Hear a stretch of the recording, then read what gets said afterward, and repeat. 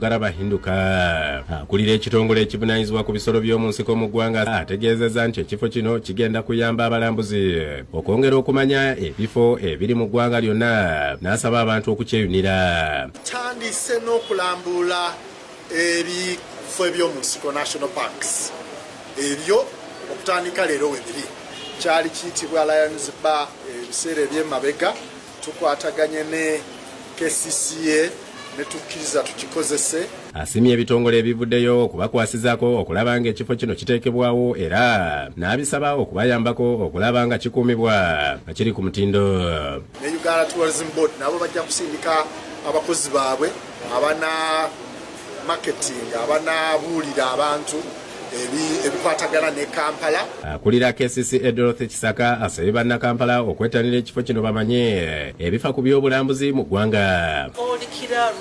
Uganda wano nafuna information ekwata ku bifo eby'obulambuzi especially mu paaki zaffe naye n'okusukkawo ebifo ebirala byonna by'omunnayuganda ayinza okugendamu n'alaba Uganda byerina okufaringa naye ate n'okwongerako okumanya biki ebiri mu Kampala muno because Kampala erimu ebyobulambuzi bingi nayo information yena mujja musanga wano.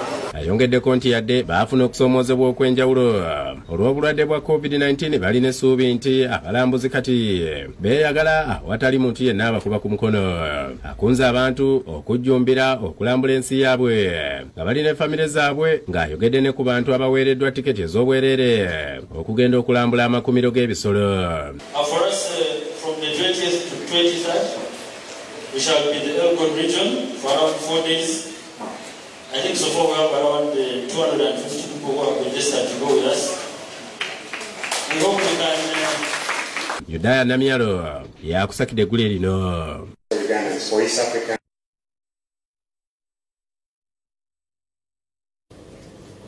Baba mmeeya b'ebibuga okuva mu bibuga 10 nga bali wamu n'abakulira eby'emisolo mu kitongole ekya KCCA basinkanye okutema empenda ku butya bwe bayinza okwongera ku misolo gye basolooza mu bantu. Ensinkano eno ebadde ku Serena Hotel ekigo era nga aba KCCA bategeezezza nti mu kiseera kino bakuŋŋaanya obuwumbi 93 kyokka nga zino zisinga kuva mu mayomba.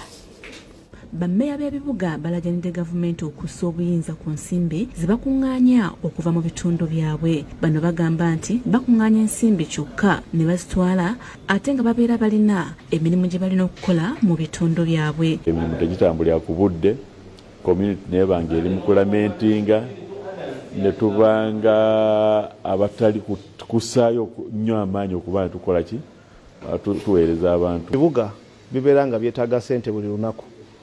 Tuina kasasiro, tuina abeera, tuina abakola buli kimu kyonna. Naye ate tubanga twagala kulaba ebintu ebyo tubikoze. Naye ate ssente bwe tuziweereza to the consolidated fund zimala ebbanga luusi ennaku 15 luusi meka.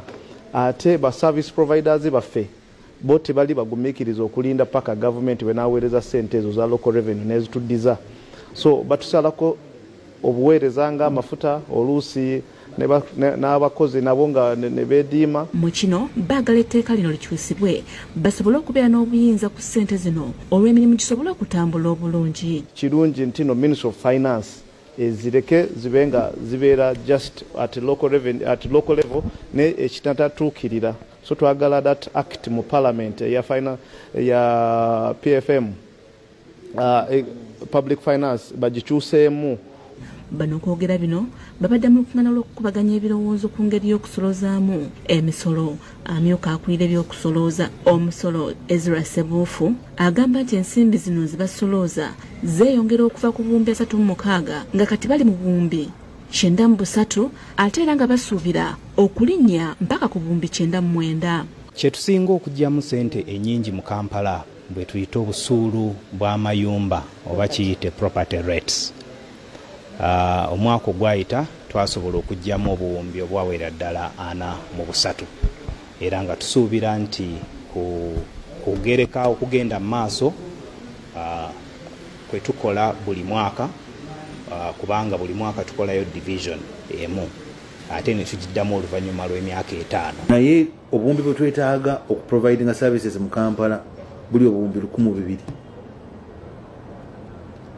Government of course egezaako okukozesa emisolo emirala okwongera ku ssente zetuba tusolozezza. I think government kati eyongerako kumpi obuwumbi 4 ku ssente zetusolooza. Shamushade Nalujja yakusakidde eggulire lino ku Rabkedde TV1.